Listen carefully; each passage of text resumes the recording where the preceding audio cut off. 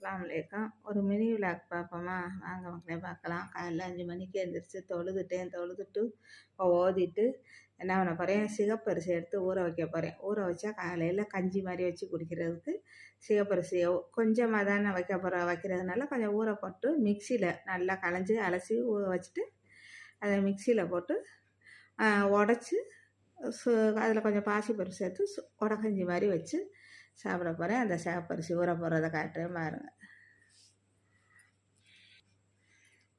இந்த சிகப்பரிசி இதுதாங்க நாங்கள் சேர்த்துக்கிறோம். இதெல்லாம் இந்த அரிசி எடுத்து தருங்க இதில் ஊற போட்டு வச்சுருக்கேன்.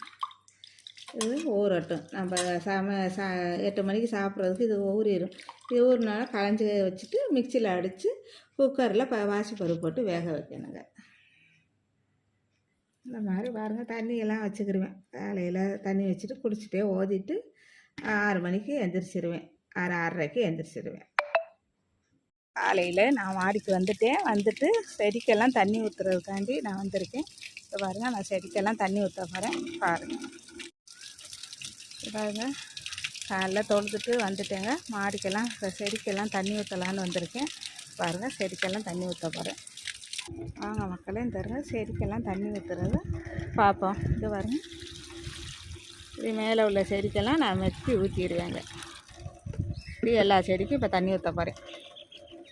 செடிக்கெல்லாம் தண்ணி ஊற்றிட்டேன். இந்த சுண்டக்காய் தான் கொஞ்சம் கட் பண்ணி விட்டேன், கீழே விழுந்துக்கிட்டே இருக்குதுன்னு கட் பண்ணி விட்டேங்க. கொஞ்சம் பூ பறிச்சுக்கிறலாம். பாருங்கள், கோவக்காய் செடியெல்லாம் பூ விட்டுருக்காங்க. பாருங்கள், செடியெல்லாம் பூ விட்டுருக்காங்க. நம்ம பூ பறிச்சுக்கிறோம். மாடிக்கு தண்ணி ஊற்றிட்டு கீழே இறங்க போகிறேன். இதெல்லாம் ஊற்றிட்டு இப்போ கீழே இறங்குறேங்க. மாடிக்கு தோட்டத்தில் தண்ணியெல்லாம் ஊற்றிட்டு பூ பறிச்சுட்டு வந்துட்டேங்க. டீ குடிக்க போகிறேங்க. ஊற வச்சுருந்தேன். இதை நம்ம மிக்சியில் போட்டு நுணுக்கிக்கிடுவோம்.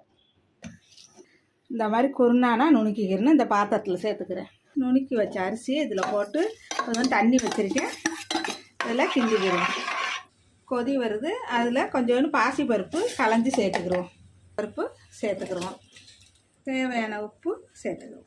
பாருங்கள், இந்த மாதிரி தண்ணியாக வச்சாதே ரொம்ப தண்ணியாவது கெட்டியாக போயிடும். கூழ் மாதிரி இப்படி தண்ணியாக வச்சுக்கிட்டோம்னா நம்மளுக்கு விசில் வரும்போது கரெக்டாக கஞ்சி மாதிரி வந்துடும்.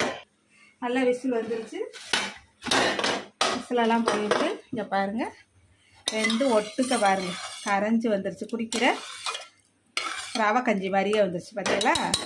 இங்கே பாருங்கள், நாம் குருணை கஞ்சி பாருங்கள், சிகப்பரிசி கஞ்சி காய்ச்சிட்டு இதுக்கு வேண்டாம் ஊறுகாய் தொட்டுக்கலாம். இல்லாட்டி வெறுமைக்கே சும்மா